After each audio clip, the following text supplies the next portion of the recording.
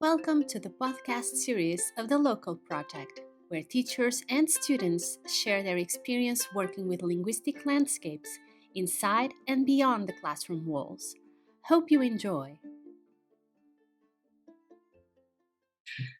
Okay, hello, Laura. We're here today Hello. with Laura Capdevila, who's a teacher at Saltells School in Catalonia, and she has very graciously agreed to answer a few questions about her experience with linguistic landscaping. So thank you so much, Laura, for joining us. Thank you. My pleasure to be here. Thanks for inviting me. Yeah, we're really excited about hearing what you have to say. So let's start with a question a little bit about your experience. This was your first time with linguistic landscapes in as part of a teaching. Can you explain why you were interested in trying it with your students? Yes, well, I must say that from the very first time I was introduced to the field of linguistic landscaping, which was in a third year subject called School Language Project and Plurilingualism, I quickly became interested in how much information could be obtained merely by observing the languages present in one city. So when I came across to the topic again in Practicum 4, I thought that maybe it was the right time to launch myself into it. So basically, I would say that it is a field with great potential to bring to the school, as it allowed us to cover many aspects that are very necessary nowadays. And definitely, I can say that the top three reasons that convinced me the most were first, the fact of giving the learners the opportunity to live a different learning experience. Secondly, the idea of taking the classroom out of the school, that is to say that the learners could learn about their neighborhood and their city, and thus we could make the learning more meaningful for them. And finally, the opportunity for them to carry out an investigation and the possibilities for them to develop observation and critical thinking skills. Oh, excellent answers and excellent reasons for trying this out with your students, which brings me to a second question. We haven't specified to the audience what age group you were working with. Linguistic landscapes often is used more for secondary students or older students, but I believe you were using it with primary ed students. Yes. What age groups were your students? Yes, I was working with two groups of 25 students between 9 and 10 years old. So that is fourth grade of primary education. That's pretty young. Yeah, that is young, yeah. So with that idea, with working with the young learners on linguistic landscapes, how did you introduce the concept of linguistic landscapes to them? And how did they react when you introduced it? Yes, first of all, the project was composed by 10 sessions, and my idea was to devote the first two to the introduction of the project itself and the concept of linguistic landscape. So in the first lesson, I introduced the concept of language, and I asked the students the two driving questions of the project, which were, why do we learn languages? And why do we learn English at school? And then altogether, they created their learn wall, giving their opinions on those questions. And I must say that they were very engaged with the activity and many powerful ideas come up. And then it was in the second lesson when I introduced the concept of linguistic landscape itself. And to do it, we analyzed both words in order to guess what it could be. And afterwards, I presented the challenge that they had as language detectives, which was, how many languages do you think you can find in your city? And then they made their individual hypotheses. And finally, the last step to introduce the concept was presenting a model of my city, linguistic landscape, and they did an activity on that. Excellent. So you had them break it down and think about what the word linguistic and landscape means, which for fourth graders is not common words for English as a foreign language classroom, right? Very interesting. That's it, yeah. And then you had them, you told them they were going to be language detectives. That's fun. Exactly. So that's a fun idea. Very fun. And so they reacted they were engaged from day one. Yes. Excellent. Yes, they were thinking on putting on their language detective glasses, and they were really engaged, yes. Excellent. Great. So you've already answered this question, but I think maybe it could be of interest if you could go into a bit more detail for people who are listening, other teachers who might be interested in doing this. You've already kind of sketched out some of the ideas of what you did with the language detectives and whatnot, but can you briefly outline some of the activities you did during your project? Sure. Yes, the sequence of the session was organized following the steps of a social research. So we started with the Learn on Wall activity, in which they gave their first answers to the initial questions of the project. And then in the second session, the language detectives challenge was posed and they made their hypotheses. Then when we moved to the next stage when they collected the data, and they had a little more than a week to take the pictures of the languages present in the city. And afterwards, we analyzed the data by answering some questions. And then in lesson 5, we interpreted through a bit of debate. And finally, in the following session, they draw their conclusions by refuting or validating the hypothesis. And well, the last 4 lessons were devoted basically to the creation of their city's linguistic landscape brochures and the preparation of the oral presentations and the presentations themselves. Okay, so in one of the sessions, you said session 3 that they collected the data. Was this outside of the class, or did you go as a class into the street? It was outside of the class. So they went with their families and. Mm-hmm. So you had informed beforehand to the families? Exactly, yes. We sent an email to the families and they did the task together. So I've seen the output, but the people who that are listening, our listeners, they're not familiar with it like I am. You did this beautiful thing with the students. They created brochures of what they found, and then you uploaded this on a virtual website.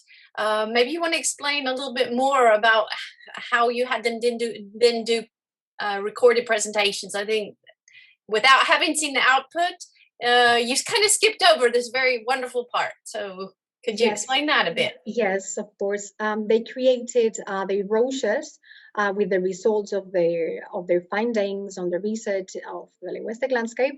And then I created a virtual museum with their brochures. So they explained over there the results, what they loved, what they enjoyed the most, and they shared opinions. And then we shared this virtual world with the families, with the school, so that everyone could have a look to the research they've done.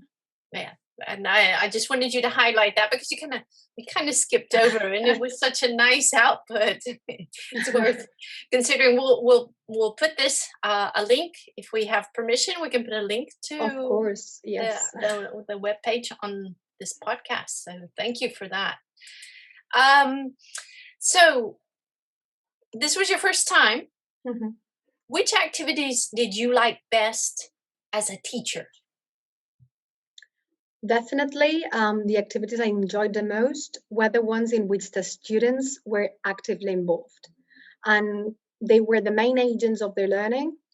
And I especially loved the one in which they did their group presentations. Mm-hmm. It was very exciting and rewarding for me to see their learning from the project and the research on the linguistic landscape of Cerdanyola.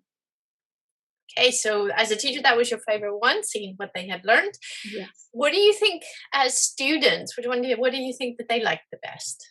I think that the ones I liked the best were also the ones in which they were the main agents. They were participating, for instance, in lesson 4, they were sharing their pictures, analyzing them, the ones in which they took part and were involved, they enjoy them a lot. Yeah, that's excellent. An excellent overview and an excellent perspective for other teachers. So you're saying they need to really be engaged. Yeah, so of course, that's key. So what this is what I asked you, what you felt like they enjoyed the most, what you enjoyed the most. What do you think are the most important points that your students learned from this experience? I mean, you're saying that you enjoyed hearing about what they learned. For you, what would be the most important or most relevant points that they learned from doing this? There's a lot to say, but I would say that first of all, they have understood what social research means and which are the steps that are implied. And in relation to the linguistic landscape field, they have demonstrated an understanding of the multilingual character of their city and of the considerable presence of English, indeed. And they have developed reflections that are so powerful on the reasons for this high presence of English, such as because it's the universal language, because signs in English sound better. So they come up with this idea of coolness, because of the number of foreigners that now is higher than some years ago. And all this has led them to better understand the importance of learning this language. And they have made numerous reflections on what learning English brings to them. So, for example, they said meeting people from other cultures, traveling, being able to understand foreigners, and even having a better job opportunity. Wow. So, in short, I strongly believe that this project has broadened their perspectives on the coexistence of different languages and cultures in their city. Since at the very beginning of the project, when they made their hypothesis, they thought they would find 3 languages, so Catalan, Spanish, and English. And by the end of the project, they concluded that Sardañola is a multilingual city in which English is highly present. So that's really powerful. Yes, and that's deep thinking for 4th graders as well. Yeah. Congratulations on orienting them towards such excellent and deep research thoughts. Yeah, it says a lot about your capabilities as a teacher as well. So, okay, this is what your students learned from the experience. What about you? Because this was your first time using linguistic landscapes in your teaching. So did you learn anything as a teacher? Yeah, above all, the most relevant learning I have had from my experience has been to discover the extraordinary capacity of the students to reflect on the coexistence of different cultures and languages.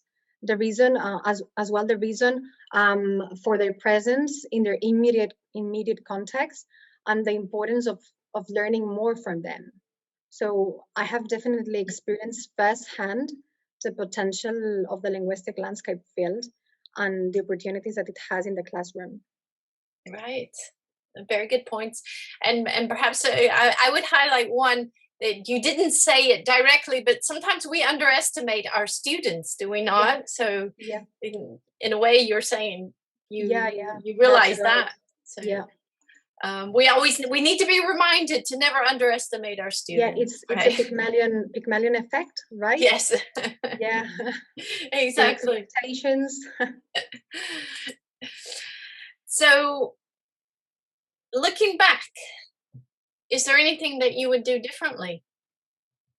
Yes, I think always we can improve something. And for future applications, I would probably like to devote more time to the group work of preparing the presentation of the research results. Since I think that the step of sharing what you have discovered is extremely relevant for their learning process. And this requires a good preparation that allows them to gain confidence to orally present it. So I would devote more time to this part. Good point. Very good point. I know we've covered a lot of ground, but is there any point or anything that you would highlight about linguistic landscapes in teaching that we haven't mentioned yet? Well, basically, I would say that it is a field of study that provides a very large input for students and meets all the requirements to lead a meaningful and motivating learning experience for them. Okay, nice point. Right, for everyone who's out there listening to our podcast, which I hope will be many potential linguistic landscape teachers, what would you tell other teachers who are looking into this idea of implementing linguistic landscapes with their students? Do you have some tips or anything you would share with them? Yeah, I would definitely tell them that it's worth it to give it a try. I must say that at the beginning, I needed a little extra time to gain a deeper insight into the field and feel confident enough to bring the linguistic landscaping into the classroom. But the benefits that it has for one as a teacher and for the learners are priceless. I mean, you have a natural and genuine opportunity to bring to the classroom issues as important today as globalization, linguistic imperialism, multilingualism, and multiculturalism, or diversity. So all this being worked from a student-centered approach in which they are the ones carrying out a social research, it's great. What can you say? So I highly recommend it to all those teachers who also believe that this is valuable enough to be integrated into the classroom. Oh, thank you. Thank you for those words. Very inspiring words. Is there anything else that you'd like to share with our listeners? Any points that we haven't covered? I'm sure there's a lot, but perhaps yes, there's especially one I would like to emphasize. That is the last aspect implicit in the project was the participation and implication of the families. And with the Language Detectives Challenge, there was an opportunity for parents and children to investigate more about their city together and to be engaged in the investigation of their children. This was a very good experience for many of them, and they in fact sent us emails expressing their excitement for being able to contribute to their children learning processes. So that's one more reason to give this field of linguistic landscape a chance. Wow, that's so empowering. It's absolutely fantastic that the parents were so responsive and in a positive way with what you were doing. That's must have been an absolutely fantastic feeling to get those emails. Yes, because you see that the work you're doing is worthy. Yes. Well, thank you, Laura. Thank you very much for joining us for this podcast. You've explained a wonderful experience, and as I've said, we will make the output for your of your students' linguistic landscape products as language detectives. We'll make that available if we have permission from your school to do so. And it's been delightful to hear about your experience. Thank you so much. Thank you. My pleasure. Thank you for listening. Please stay tuned to our website and YouTube channel. New and inspiring podcasts are coming soon.